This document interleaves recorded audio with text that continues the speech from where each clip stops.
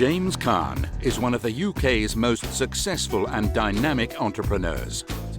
He's now taking this first-hand knowledge on the road to mentor 6 of the UK's most vibrant small to medium-sized enterprises. Will the young companies make the change or stick to their ways? The business class begins here. This week, Kwickscreen enters the business class. Let's look at the stats. Founded by Royal College of Art graduate Michael Corn and ex-bond trader Dennis Anscombe, the London and Midlands-based business manufactures and sells portable retractable screens. Kwickscreen has 2 challenges. Now it's up to James Caan and his industry experts to solve them. Hello and welcome to the business class. Joining me tonight is Joe Haig, partner of FDS Corporate Finance Services, and Dick Powell, co-founder of Seymour Powell. Let's find out more about Kwickscreen's co-founders and its business model.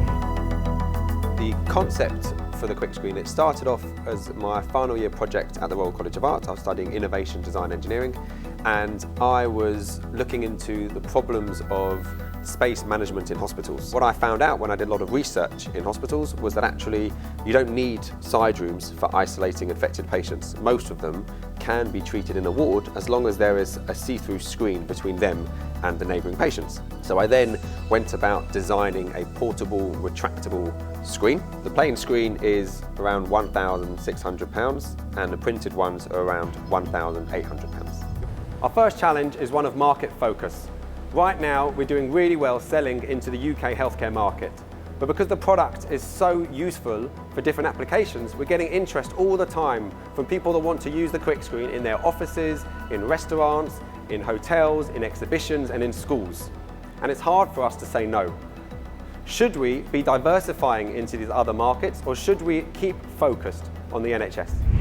That's an interesting challenge. I mean, I think to me, the NHS as a market, because you're dealing with this whole procurement process, I think my gut feeling is it's too narrow. I think any business that's dependent on one single market, to me, would be worrying. I would be very worried about any body that is funded in any way by public funds to have as a sole dependent customer. Especially with the government cuts, etc. Exactly. I mean, I think they need to look far and wide. At the same time, though, I think you've got to be careful that you don't dilute the speciality nature of it and whether it needed therefore to go into different brandings. When I was running through the numbers of this business, what I noticed was that they generated £100,000 on sales through online sales. And from what you saw on the web, is this something that you think has been effectively communicated to its customer? Not really, no. I mean, you would want that to be as sexy as hell, and it isn't. It's rather dull and boring, but that's what institutions like. So far, we haven't taken any external funding into the business. This has had a huge number of positive impacts on us because we're very focused on the money we spend, we're extremely focused on generating sales, and we haven't had to refer to any third parties if we need to change strategy very quickly. We've also avoided investing lots of time looking for funders and managing those relationships. However, we're ambitious and we realise that to build a really big company, we really do need external capital at some stage. So we'd love to have some advice on when the right time to raise external funding is. Joe, that's a great question for you, straight in the corporate finance arena. I mean, I think the first thing they've got to establish is, do they want debt or do they want equity? Debt means that they retain ownership of the business. If they take equity, they will dilute their ownership, but the advantages are that you could have a smaller piece of a much bigger pie. It's got to be angel-type funding, really, for this to be of any interest. Dick, if you were them, would you give up equity at this stage for raising capital?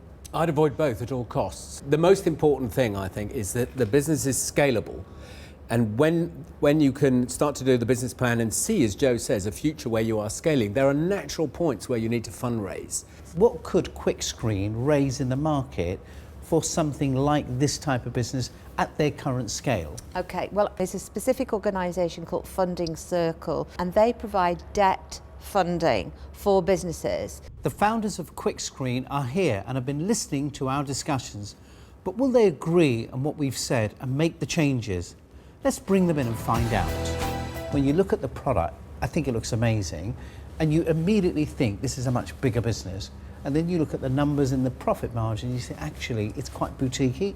So I think you've got to try and get that profitability of that business much stronger, because remember, if you guys can't make any money out of it, how does the investor make money out of it? Interesting, when you were talking about, they'll probably only draw 45,000 plus some expenses each out this year, that is all we probably will. But we'll also generate another 100,000 in excess, which we invest straight back into R&D. So we're not really running it for income right now. The great thing about our business is that we've funded it on the sales. The money that we've generated from selling into that market, we're pumping back into the R&D and to develop the product so that we can then have something that is more automated, lower cost, and then we can diversify into the other markets as you were both saying. I think an individual salesperson could carry a target of roughly £500,000 per market. If that individual was costing you, let's say, a 35,000 base, on target 50, 60,000, that gives you a very good return on investment. We are considering that exact issue right now. Do we hire in to service this demand, or do we keep using the capital and putting it into the product, putting it into the manufacturing process? And I think with our limited capital, that's a big decision that we're now working on. I get that. Joe, what are your thoughts on that? It doesn't have to be either or, does it? I mean, if you choose to refinance the business, there's no reason why you shouldn't do both. I'd love to see this business scale. I think the opportunity to raise money is clearly available to them. What they need to do is grab the bull by the horns and turn this into what could be a phenomenon, to see this product across every single business sector that they've identified. Having people testing your ideas and sort of pushing you, I think it makes things a lot clearer for us. A lot of what they said really validated what we've done. If you can find clever ways of getting your message out there so more people know about the screens and the various applications for it, then we should do so.